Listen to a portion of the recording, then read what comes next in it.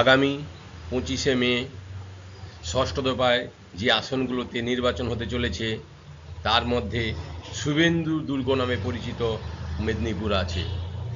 মেদিনীপুর জেলার তমলুক এবং পশ্চিম মেদিনীপুরের কিছু অংশ এবং পূর্ব মেদিনীপুরের অংশ নিয়ে গঠিত ঘাটাল লোকসভা কেন্দ্রে ভোট গ্রহণ অনুষ্ঠিত হবে।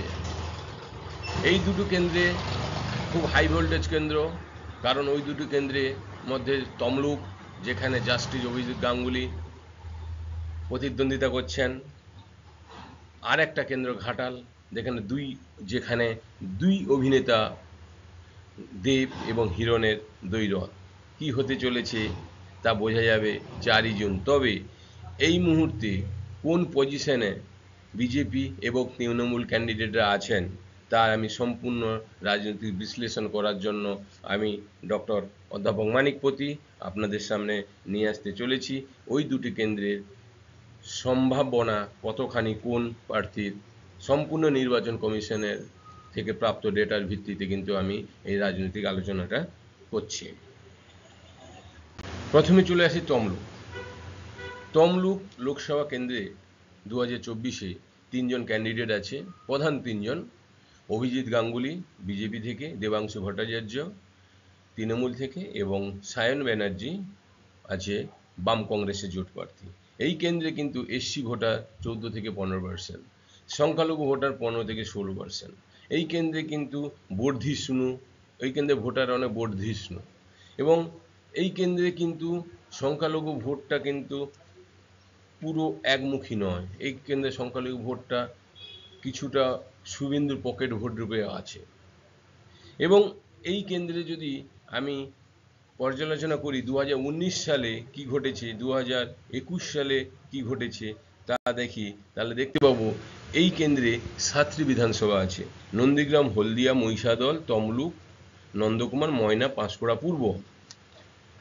নন্দীগ্রামে 2016 সালে তৃণমূল জয়লাভ করে, মহিষাদল, নন্দকুমার, ময়না এইগুলো সব তৃণমূল জয়লাভ করে।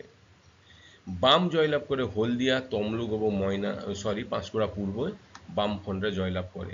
2016 যদি ভোটের নিরিখ দেখি, তৃণমূল নিকটতম বিরোধী প্রতিদ্বন্দ্বী থেকে এগিয়ে আছে 94,239 ভোটে। কিন্তু 2019-এ যদি এখানে লোকসভায় দেখা যায়, দিব্যেন্দু অধিকারী মহোদয় এই লোকসভা থেকে জয়লাভ করেছিলেন প্রায় 1,90,165 ভোটে, এবং দেখা গেছে উনি নন্দীগ্রাম, হলদিয়া, মহিষাদল, নন্দকুমার, তমলুক, ময়না এবং পাঁশকুড়া পূর্ব প্রত্যেকটি কেন্দ্রে কিন্তু তৃণমূল ক্যান্ডিডেট বিপুল ভোটে এগিয়েছিলেন। কিন্তু 2021-এ নির্বাচনে দেখা যাচ্ছে ওই কেন্দ্রে নন্দীগ্রাম বিধানসভা হাই ভোল্টেজ, যেখানে শুভেন্দু অধিকারী মহোদয় মমতা ব্যানার্জিকে পরাজিত করে জয়লাভ করেছিলেন 1956 ভোটে।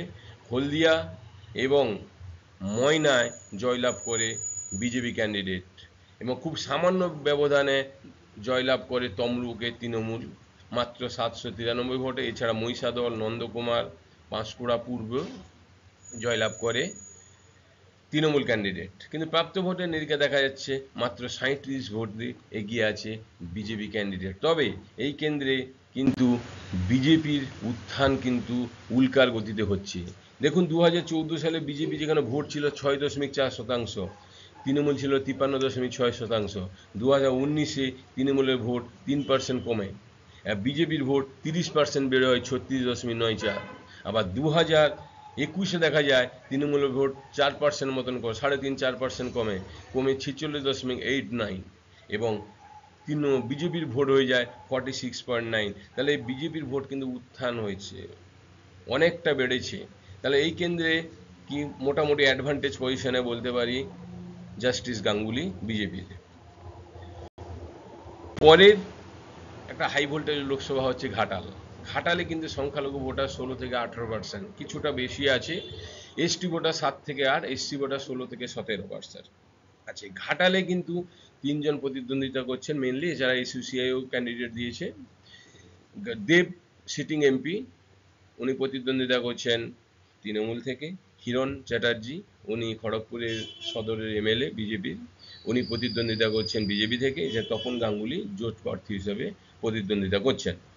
এই কেন্দ্রে কিন্তু 7টি বিধানসভার মধ্যে 2019 সালে যদি আমি দেখতে পাই, সবংয়ে 2016 সালে যদি আমি প্রথমে আলোচনা করি, তারপর 19-এ যাব। 16তে দেখি কেবলমাত্র সবংয়ে কংগ্রেস জয়লাভ করেছিল, আর বাকি 6টি বিধানসভা পাঁশকুড়া, ঘাটাল, পিংলা, ডেবরা, দাসপুর, কেশপুরে তৃণমূল জয়লাভ করে এবং প্রাপ্ত ভোটের নিরিখে দেখি তৃণমূল নিকটতম প্রতিদ্বন্দ্বী থেকে 1,92,640 ভোটে এগিয়ে থাকে। 2019-এ এই কেন্দ্রে দেব জয়লাভ করেন ভারতী ঘোষকে পরাজিত করে বিজেপির। দেব এই কেন্দ্র থেকে প্রায় 1,07,973 ভোটে জয়লাভ করে। এক্ষেত্রে বিজেপি এগিয়ে ছিল মাত্র 2টি আসনে, ডেবরা এবং পাঁশকুড়া পশ্চিম। কিন্তু 2021 সালে নির্বাচন দেখা যাচ্ছে এই কেন্দ্রে ঘাটাল ছাড়া খুব সামান্য ব্যবধানে ঘাটালে বিজেপি জয়লাভ করেছিল 966 ভোটে। বাকি 6টি বিধানসভা কিন্তু দখলে যায় তৃণমূল ক্যান্ডিডেটদের, এবং তুলনামূলক আলোচনা করে দেখা যায় তৃণমূল এখানে বিজেপির থেকে প্রায় 83,000 ভোটে এগিয়ে থাকছে। তবে মাঝখানে ঘটে গেছে পঞ্চায়েত নির্বাচন, সেখানে কিন্তু বিজেপি অনেকটা এগিয়ে গেছে, ওই 83,000 ডিফারেন্সটা নেই, অনেকটা কমে গেছে। কিন্তু এখান থেকে একটা লক্ষণীয় বিষয় হচ্ছে বিজেপির ভোটের উত্থান। দেখুন 2014 সালে যেখানে বিজেপি 6.9 ছিল, তৃণমূল ছিল 50.7। 2019-এ সেটা দাঁড়ালো তৃণমূল 48%, বিজেপি কিন্তু 40%, প্রায় 34% ভোট বাড়িয়ে নিলেন। 2021-এ দেখা যাচ্ছে বিজেপির ভোট বেড়েছে 3% কাছাকাছি, তৃণমূলের ভোট বেড়েছে 0.2%। তাহলে বিজেপির যেভাবে ভোট বাড়ছে, মাত্র 3 থেকে 4% সুইং হলে কিন্তু এই কেন্দ্রে কিন্তু পাশা চেঞ্জ হয়ে যেতে পারে।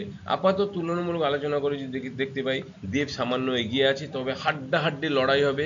2% ভোট সুইং হলে কিন্তু পাশা আবার হিরোনোর দিকে চলে আসতে পারে। যাই হোক, আমি আমার রাজনৈতিক বিশ্লেষণ জানালাম, আপনারা অবশ্যই কমেন্ট বক্সে রাজনৈতিক বিশ্লেষণ জানান আপনাদের। নমস্কার, ভালো থাকবেন, সুস্থ থাকবেন, নমস্কার।